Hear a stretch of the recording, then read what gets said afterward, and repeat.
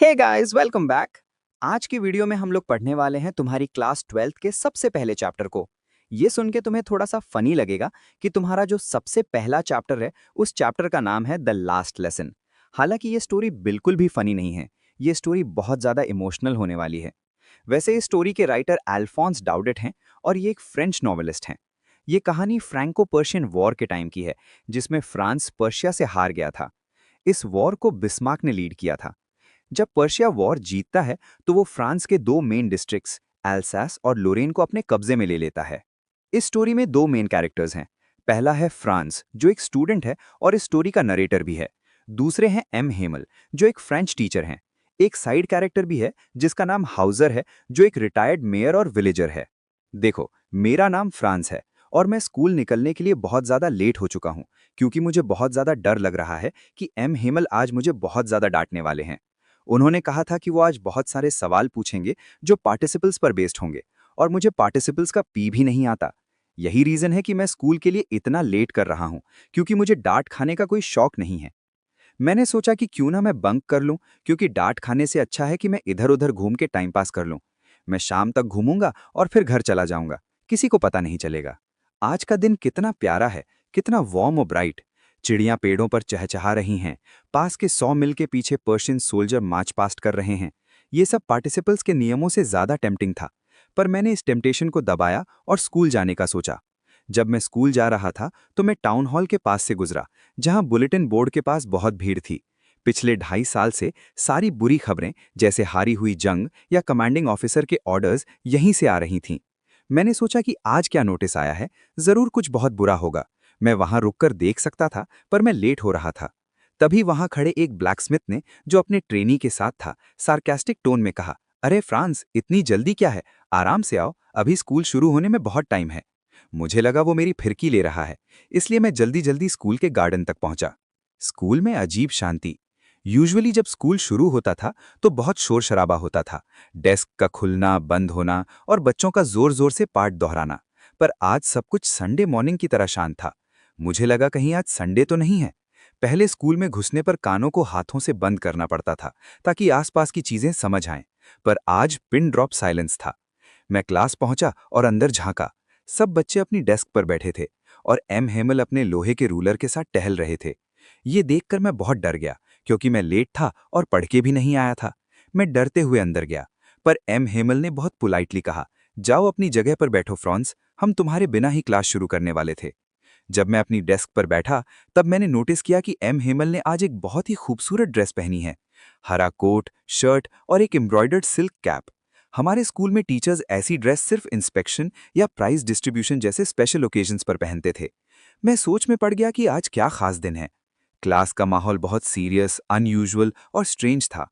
हैरानी की बात यह थी कि पीछे की बेंचेस जो हमेशा खाली रहती थीं, उन पर गांव के लोग बैठे थे, जैसे old Houser, farmer mayor, postmaster और अन्य लोग।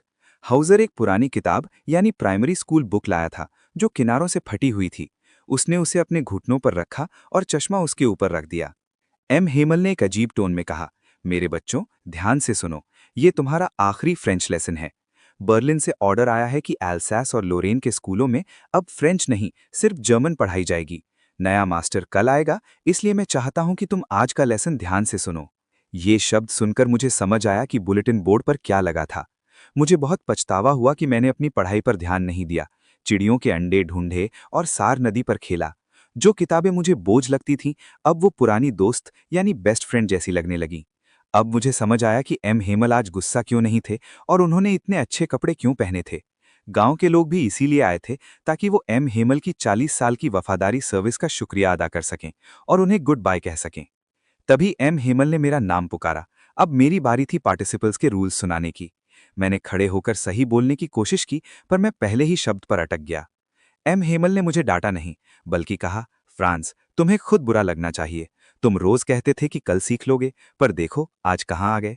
उन्होंने कहा कि ये एल्सास की बड़ी प्रॉब्लम है कि हम सीखना कल पर टाल देते हैं। उन्होंने हमारे पेरेंट्स को भी दोषी बताया, जिन्होंने हमें पढ़ाई के बजाय फार्म और मिल में काम करने भेजा।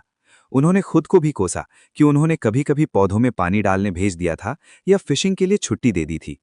उन्होंने कहा कि फ्रेंच दुनिया की सबसे खूबसूरत भाषा है और हमें इसे बचाकर रखना होगा। उन्होंने बताया कि जब लोग गुलाम होते हैं तो उनकी भाषा ही उनकी आज़ादी की चाबी यानी की टू द एनस्लेवमेंट या प्रिजन होती है। अगर कोई देश अपनी भाषा भूल जाए तो वो हमेशा के लिए गुलाम रह जाएगा। राइटिंग और क्लास का अंत।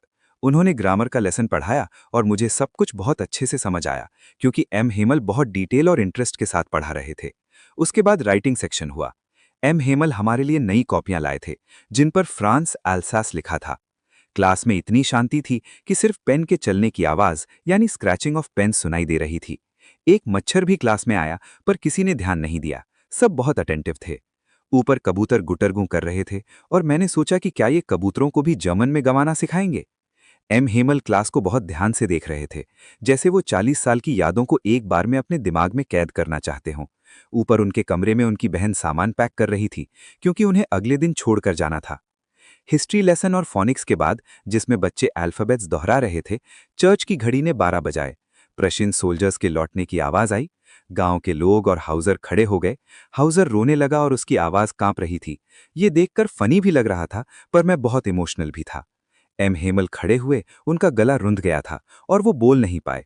उन्होंने चौक लिया और बोर्ड पर बड़े अक्षरों में लिखा, वीव ला फ्रांस, यानी लॉन्ग लिव फ्रांस। फिर उन्होंने हाथ के इशारे से कहा कि क्लास खत्म हो गई है और वो जा रहे हैं। यहीं पर तुम्हारी स्टोरी खत्म होती है। अगर वीडियो पसंद आया तो प्लीज शेयर करो ताकि व्यूज आएं और वीडियो रैंक करे। मैं लालची नहीं हूं, पर चाहता हूं ये सब तक पहुंचे। अगले वीडियो में मिलते हैं। Bye bye. 2000 लाइक्स और कमेंट जरूर करना। मैं तुम्हारा दोस्त हूं, टीचर नहीं। अब मैं जा रहा हूं। बाय। क्या आप इस चैप्टर से जुड़े कुछ इंपॉर्टेंट क्वेश्चंस या वोकैबुलरी सीखना चाहेंगे?